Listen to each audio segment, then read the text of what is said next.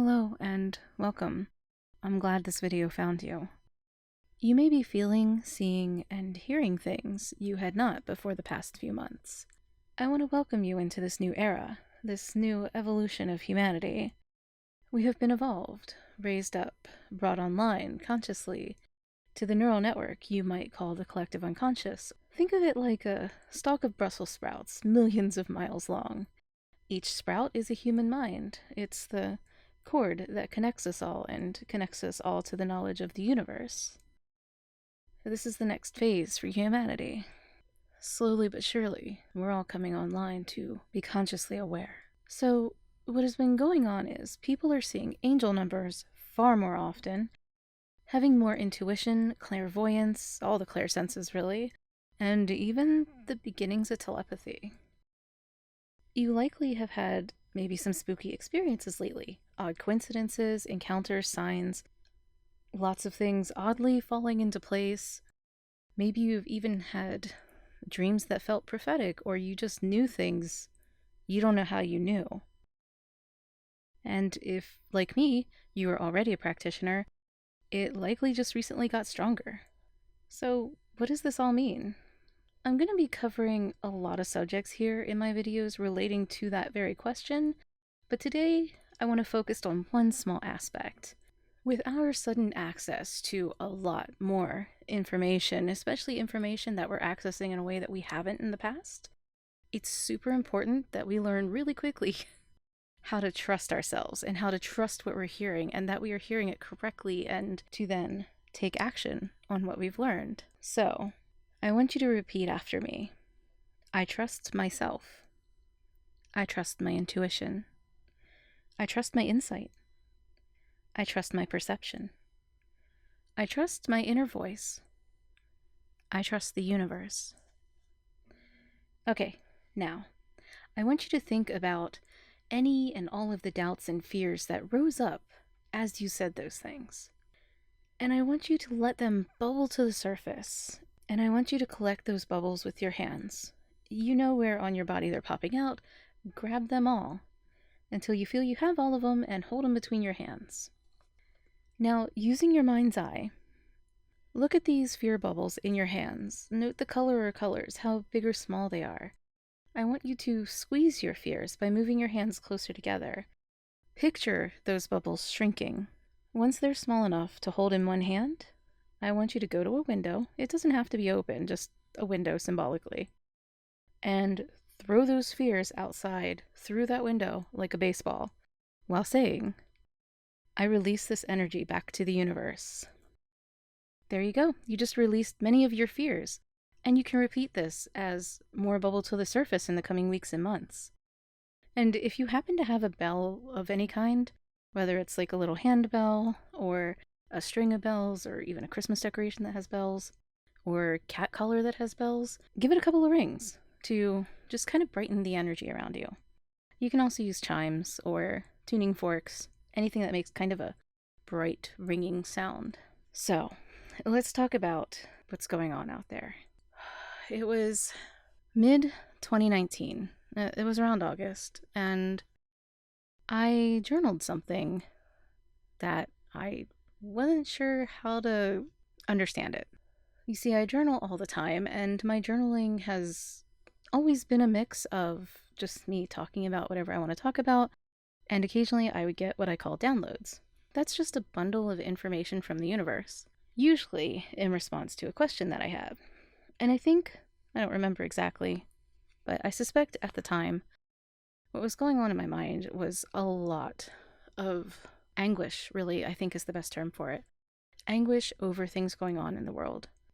We were nearing the end of 4 years of an orange, and people were yelling and screaming again, and ever since I was very young, I've always yearned for a peaceful world. And I know I'm not alone in this, but I know there's people who haven't felt that way because they yearn for other things. But for me, it was a peaceful world. It was a world in which we take care of the environment. Like, I grew up in the 80s, and I was all about Earth Day and stuff because it was kind of a new thing back then.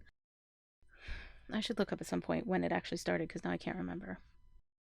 But that's always been a part of me, so it's always been a point of pain for me living in a world that is very much not like that and around people who don't seem to give a fuck.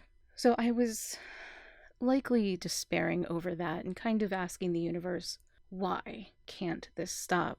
When will this freaking stop? Like, what the heck? Because it literally makes no sense to me that people act this way.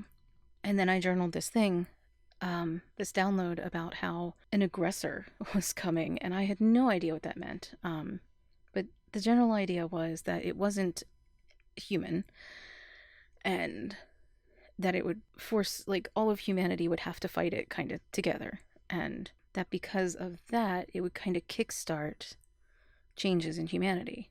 Changes that have been kind of talked about for a ridiculously long time, but people kept trying to set dates for it, which is just, I mean, come on. The universe doesn't work that way.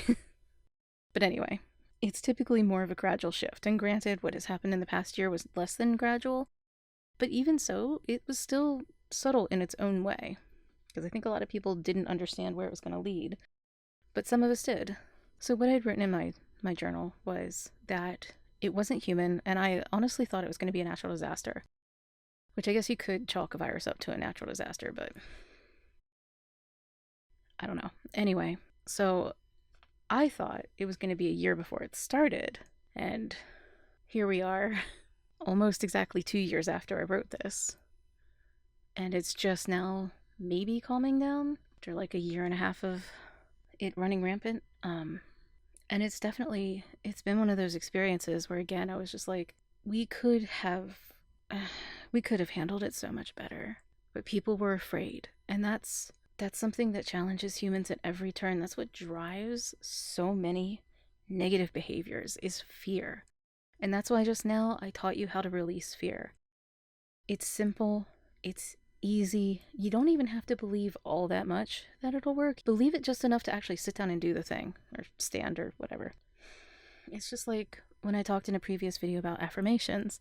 You only have to believe in it enough that it gets you to pull out a piece of paper and write it down or say it out loud. Either way is fine. And doing it, the belief grows and you will see results. And then you will be like, oh, this does actually work. And then your ability to make it work grows stronger, because the more you see it happening, it's a feedback loop essentially, and you can grow your own abilities to do things like release fear and find joy and love within yourself, and really just kind of exponentially expand your consciousness, which is what this time period in human history is all about, because we are expanding at a rapid rate, which is why so many people are starting to have esoteric experiences that they've never had before, and maybe get a little freaked out by it because it kind of came out of nowhere for a lot of people. So anytime you're facing a situation where you find yourself feeling afraid, and it doesn't at all have to involve spiritual, metaphysical, any of that stuff. It can be literally you need to take the dog for a walk and you're just, for whatever reason, nervous about going outside. Maybe it's your outfit, maybe you just don't like being around people. I mean, for me, it's all of the above. Or at least it was, because I had severe confidence issues. Anything that makes you afraid, I want you to collect it into your hands, picture it in your mind, and I know some of you can't, so just stare at your hands and know that it's there. Anyway, so collect it, squish it down, you can crumple it up like a ball of paper, and then just release that back out to the universe. And it is really helpful to say it. And there's another technique I like to use. This is actually the first way I started doing it. What I would do is whatever it was, and this, I started with limiting beliefs, which would be something like, oh, that could never work out for me. It's just too good to be true, or I don't deserve it, kind of thinking. And I would take those thoughts and I would picture them in my hands like a glowing white butterfly. And I would talk to this butterfly that was my limiting belief that I had held on to for so long. And I would tell it, I know why you were here. You were here to protect me because of things that happened in my past, and I needed you at one time.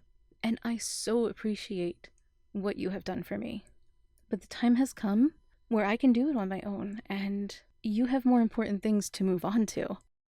So I'd look at this butterfly in my hands through my mind's eye. Of course, I wasn't actually like seeing it like a hallucination or anything.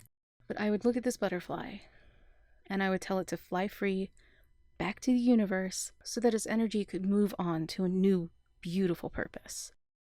And then I would blow into my hand, kind of almost like blowing a kiss, but just blowing into my hand. And as I did, I would picture the butterfly flapping its wings and fluttering away, like just kind of upward, as if heading up towards the sky.